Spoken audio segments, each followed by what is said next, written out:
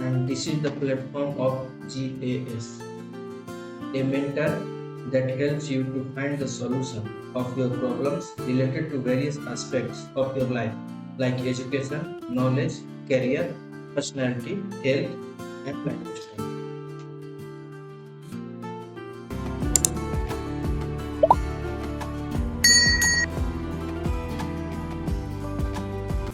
बातें हो रही थी भारत के भौगोलिक इतिहास की।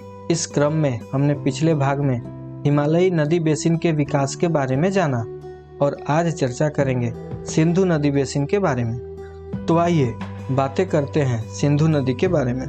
सिंधु, जिसे इंडस भी कहा जाता है और ऐसा माना जाता है कि इंडस रिवर के नाम पर ही हमारे भारत का नाम इंडिया रखा गया था, वो सिंधु जिसे लेकर अक्सर भारत और पाकिस्तान के बीच विवाद होते रहता है। हालांकि दोनों देशों के बीच सिंधु जल समझौता भी हो चुका है। तो आइए जानते हैं उस सिंधु और उसकी सहायक नदियों की विशेषता के बारे में। सिंधु नदी, जिसे तिब्बत में सिंगी खम्बन या शेर का मुख के नाम से जाना जाता है, तिब्बत के क्षेत्र में कैलाश पर्वत रेंज के बोखर चू के निकट ग्लेशियर से उत्पन्न होती है।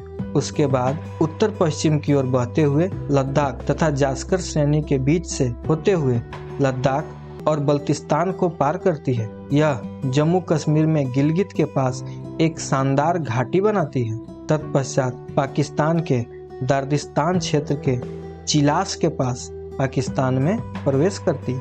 यह नदी बेसिन विश्व के बड़े नदी बेसिनों में एक है, जिसका क्षेत्र लगभग 11,65,000 स्क्वायर किलोमीटर में है तथा सिर्फ भारत में 3,21,289 स्क्वायर किलोमीटर में फैला है।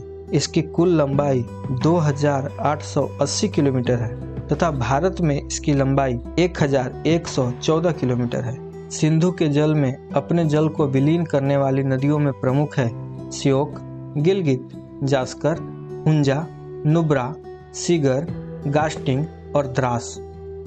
यह अंततः अटक के पास की पहाड़ियों से निकलती है, जहां यह अपने दाहिने किनारे पर काबुल नदी से मिलती है। सिंधु के दाहिने किनारे से मिलने वाली अन्य सहायक नदियां खुर्रम, तोची, गोमल, विबोवा तथा सांगर है। ये सभी नदियां सुलेमान श्रेणी से निकलती हैं। इसके बाद नदी दक्षिण की ओर बहते हुए मिठनकोट के ऊपर पंचनद को प्राप्त करती हैं।